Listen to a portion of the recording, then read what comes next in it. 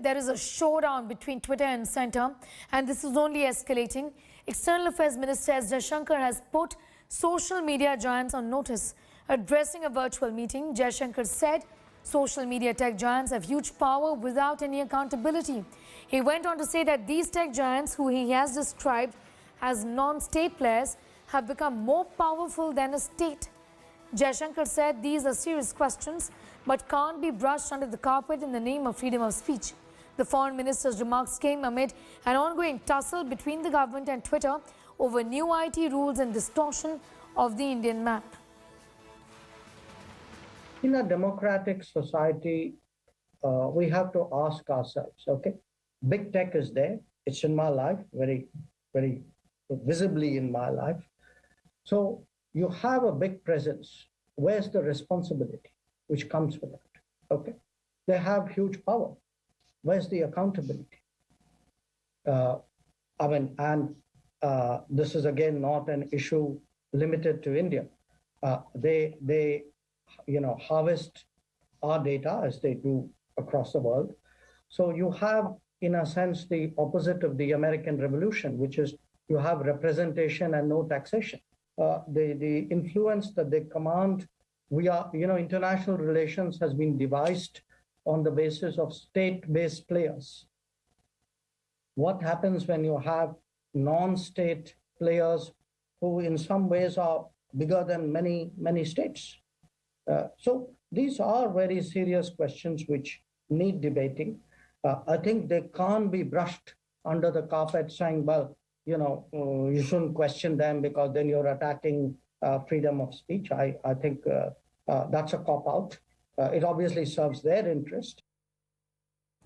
All right, so that statement from S. Jaishankar assumes a lot of significance given this ongoing tussle on the issue of privacy that is on between the government of India and tech giants, not just Twitter but Google as well.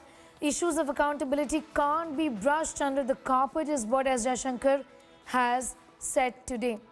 Well, this comes at a time when the government of India is, in fact, there is an ongoing tussle between social giants and the government of India on the issues of accountability.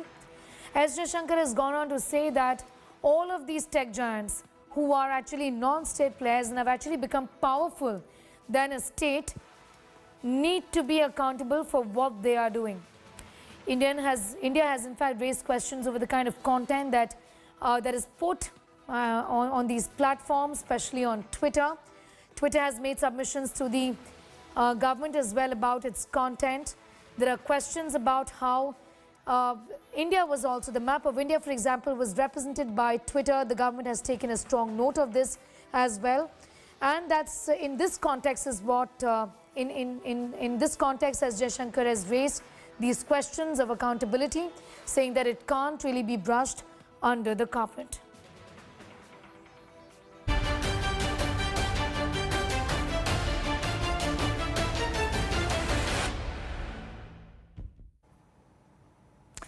Well, the showdown between Twitter and Modi government has now escalated. Social media giants have been given a 2-day ultimatum to explain why it blocked Union Minister Ravi Shankar Prasad's account. Twitter's trouble is only mounting day by day so far. 4 FIRs have been registered against its top boss. Take a look. Social media giant Twitter's troubles are mounting. First, it was read the Right Act by the IT minister. When they said within a week we will do it, they did not do so. If you do not follow these guidelines or the rules, then you will lose Section 79 status and other attendant penal law consequences. And now, in a fresh flare-up, the Parliamentary Committee for Information and Technology, chaired by Congress MP Shashi Tharoor, has sought a written reply from Twitter within 2 days. This for blocking Minister Ravi Shankar Prasad's account for an hour on Friday. On the same day, Shashi Tharoor claimed his account too was blocked by Twitter earlier. For Twitter, the mounting heat is just the tip of the iceberg. So far, 4 FIRs have been filed against the American microblogging giant over a range of issues. In the national capital, the Delhi Cyber Cell has lodged FIR under the Protection of Children from Sexual Offences Act for children pornographic content shared on its platform by users. In Ghaziabad, FIR is registered for allegedly spreading fake information. UP and Madhya Pradesh police have registered cases for showing a distorted map of India on its platform.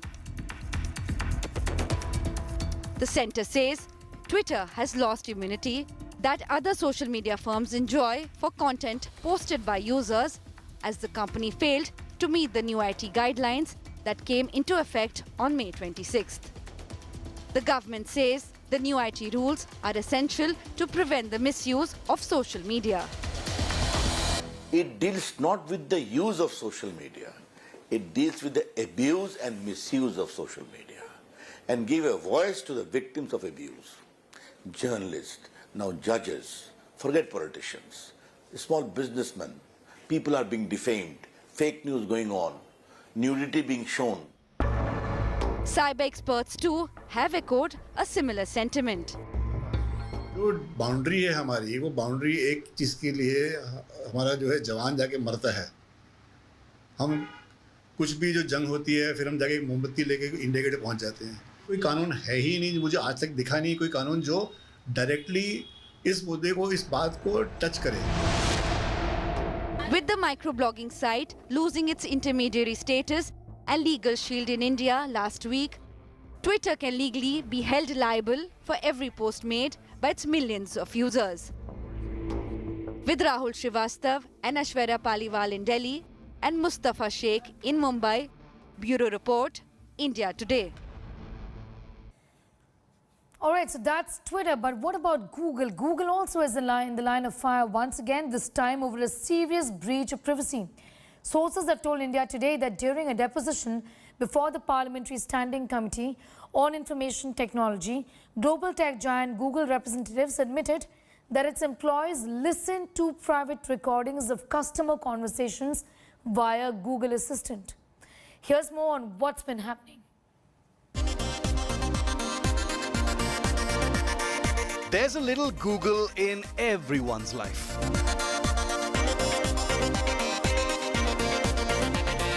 If you're online in any shape or form, there's almost zero chance that Google isn't part of your existence.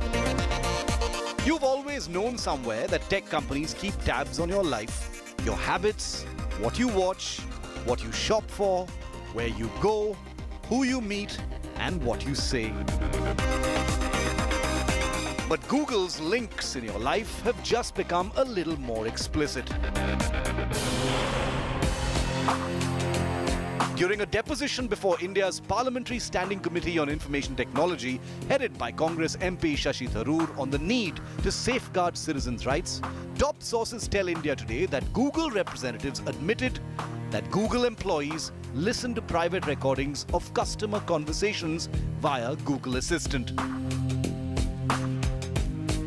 Sources say Google admitted that its employees listen when users with Google Assistant on their phones and smart speakers say "OK Google" to kickstart a conversation with the assistant, very much like Amazon's Alexa. Significantly, the Google team admitted that some user conversations were recorded even when users weren't activating Google Assistant. Google has said that only general conversations were recorded, never anything sensitive. Now, how Google actually differentiates is something it didn't clarify to the parliamentary panel. To sum up, admission number one, employees do listen to private recordings via Google Assistant. They listen to Google Assistant instructions, but that these recordings are of general conversations, nothing sensitive. Get a Lyft ride to my hotel. The admissions by Google explain why lakhs of users, right after asking Google Assistant, for instance, about hotels in a city, start getting messages on their accounts on different platforms about deals and offers, is what one member of the parliamentary panel observed. Deeming it a serious breach of user privacy, the panel's final report is expected to make recommendations to the central government on it.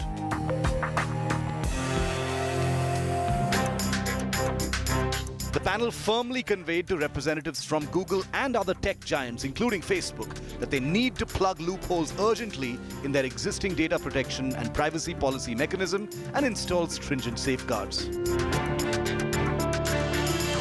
social media platforms that have challenged India's new IT rules have found Indian politicians uniting across party lines to direct Facebook, Google and others to comply with the country's laws. The absence of a political divide has led to extensive grueling of teams from these tech giants. With Rahul Srivastav in Delhi, Bureau Report, India Today.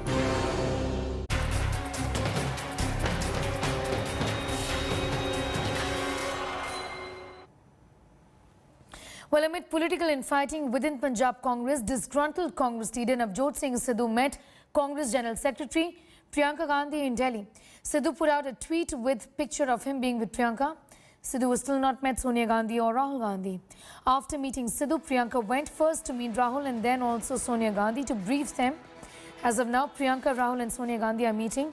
Sources have told India Today that Congress Punjab Committee is going to be meeting shortly and is going to give a final report over infighting in Punjab. If sources are to be believed, a major decision is going to be taken in a day or two in fact. Meanwhile, there are speculations that Sidhu was likely to meet Rahul Gandhi and that's going to happen today. Rahul Gandhi's office, however, has said there is no scheduled meeting between the two. The Gandhis also have not met Punjab Chief Minister Captain Amarinder Singh last week when he visited Delhi to meet Punjab panel. With just months to go for polls, the Gandhis are keen to make Amarinder and Sidhu reach a truce.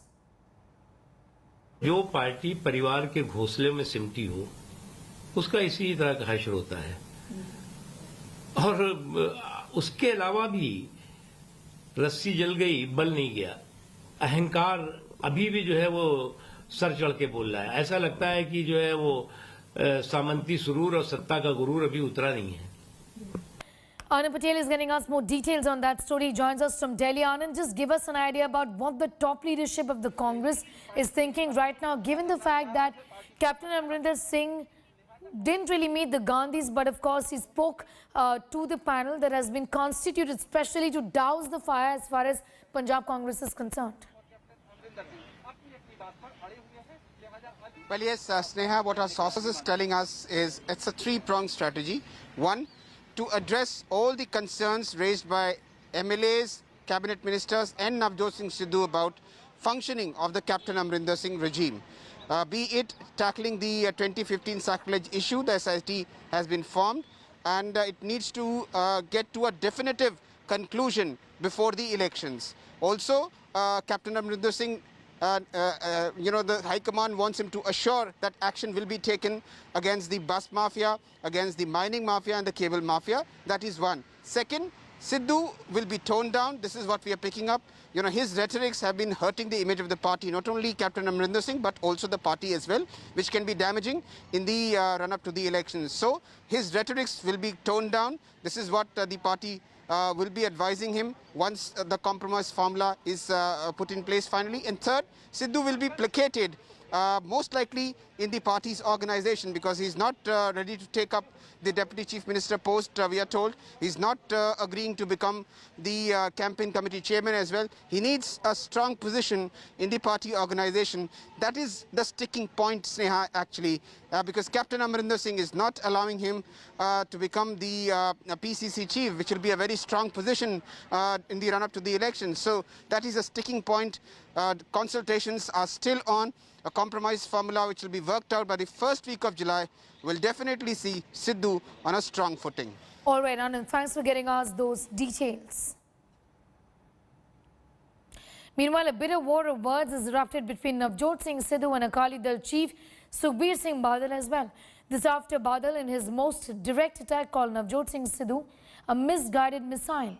In his counter, Sidhu said he is guided and aimed at Badals to destroy their corrupt businesses. Sidhu further went on to say that until Badal's Sukh Vilas built on the ruins of Punjab is not turned into a public school and public hospital to serve the poor in Punjab, he is not going to relent. Earlier, Sukhbir Badal had said that Sidhu was a misguided missile and is not under control, can hit in any direction, including himself. He further went on to say that Punjab doesn't need a person who does acting, but one who thinks about the development of the state.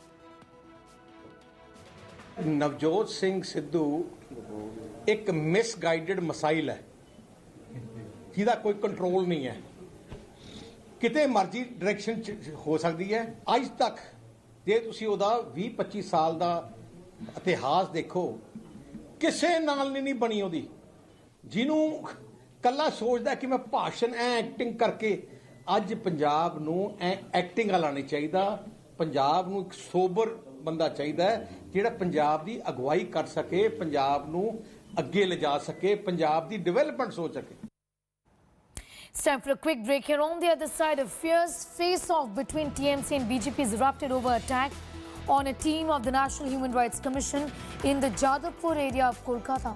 Getting you details on the other side of this short commercial break.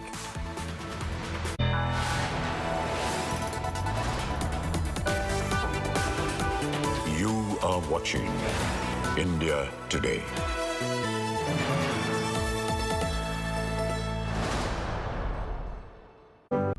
Do remember, mask on before you move on. Don't forget.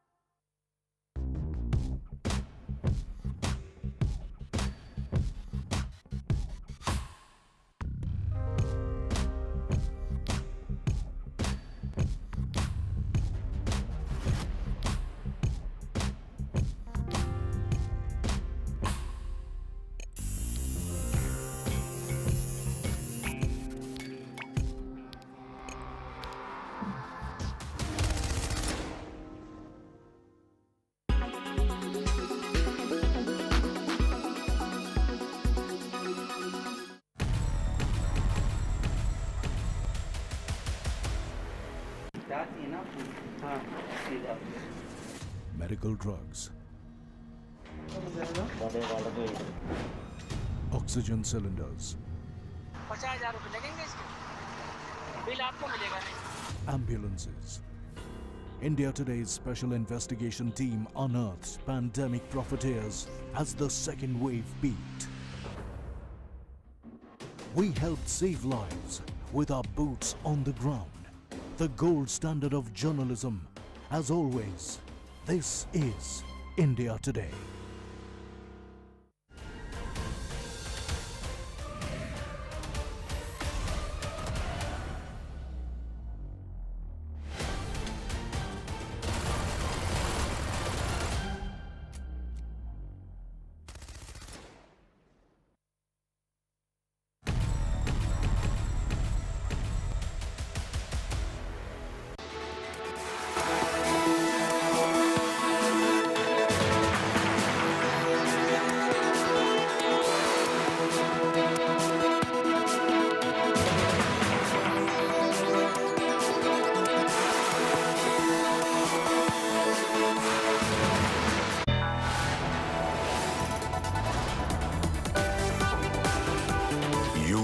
Watching India Today.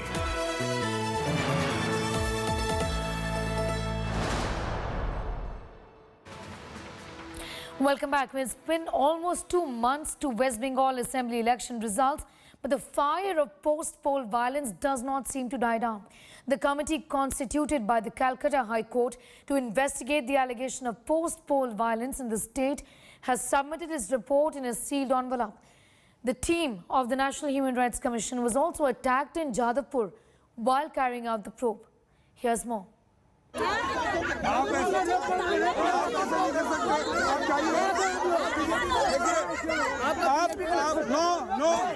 Jadavpur is on the edge. A team of National Human Rights Commission that reached on Tuesday to probe the post-poll violence met with violent opposition. No, you are doing wrong. This is wrong. Hundreds of locals came out of their houses and attacked the NHRC team. Despite the presence of central forces, the locals stopped the team from interacting with the victims of election violence or assessing the damage.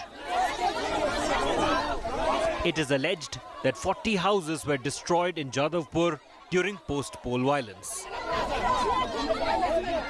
कुछ गुंडों ने हम पर भी attack करा, police पर भी attack करा, हमें मारने की कोशिश करी, हमें भगाने की कोशिश करी। ये हाल हमारे साथ है। Hours after TMC swept the Bengal polls in May, an unprecedented wave of violence swept many parts of the state. There were incidents of murder, loot, and arson. Allegations of sexual violence were also levelled by several women. The Calcutta High Court, after hearing a plea, directed the NHRC to probe the post-poll violence in the state. The court had asked the Rights Panel to submit a report by June 30th.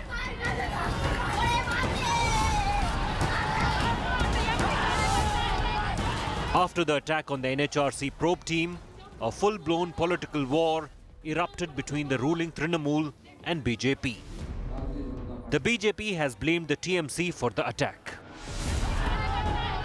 कहीं BJP शासित राज्य में कोई घटना दुर्भाग्यवश हो जाए, उसका हम समर्थन नहीं करते, लेकिन तुरंत ऐसे चिल्लाते हैं जैसे ये बहुत बड़ा अन्याय सिर्फ बीजेपी राज्य में हो रहा है। लेकिन बंगाल में टारगेट किया जाता है महिलाओं को, मुख्यमंत्री महिला है। NHRC तो खुद नहीं आया, सेंट्रल गवर्नमेंट नहीं भेजा, हाई कोर्ट का डायरेक्शन में आया है। वो हाई कोर्ट में बोलना चाहिए, लेकिन हालत इतना खराब है, इधर किसी को भी छूट नहीं है। The ruling party in Bengal has rejected the charges. और बंगाल को जनता अगर मरना है, बेइज्जत करना है, तो नेशनल ह्यूमन कमीशन को नहीं करता है। वो करना है तो अमित शाह, नरेंद्र मोदी को 2 थप्पड़ दे देते हैं, 213 करके रिजल्ट कर देते हैं। Meanwhile, a 5-member civil society fact-finding team has made some damning revelations. The report was submitted to MOS Home G. Kishan Reddy in Delhi. According to the findings of the Call for Justice group, most of the post-poll violence incidents were not sporadic but premeditated, organized, and conspiratorial. The report claims hardened criminals, mafia dons, and criminal gangs led by the deadly attacks against the political rivals of the TMC. The group also claimed that in most of the cases, victims were afraid to lodge a complaint with the police, either due to fear of reprisal or due to the lack of faith in police. The report concludes that the intensity and spread of post-poll violence could have been halted or controlled if the administration and police had acted in time. लगभग 26 districts के अंदर जो waste Bengal में है, उसमें 16 जिला में 16 जिला में ये पॉलिटिकल वायलेंस हुआ है। रिपोर्ट के बाद एज पर कॉन्स्टिट्यूशन जो भी कदम उठाना चाहिए वो कदम हम उठाने के लिए पूरा प्रयास करेंगे। While the Mamata Banerjee government had a landslide victory in Bengal, the post-poll violence has taken the sheen of her victory. The attack on the NHRC probe team in Jadavpur once again raises questions over the law and order situation in Bengal.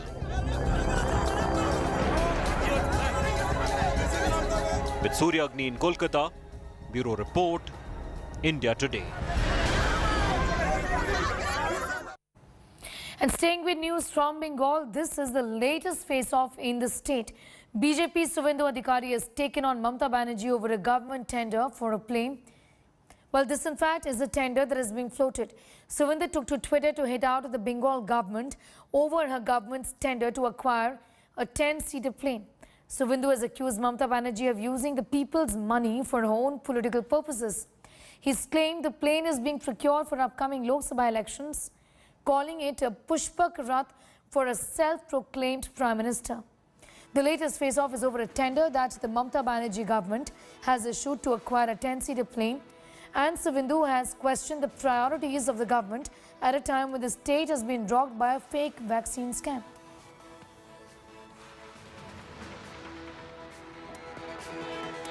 Pausing for a short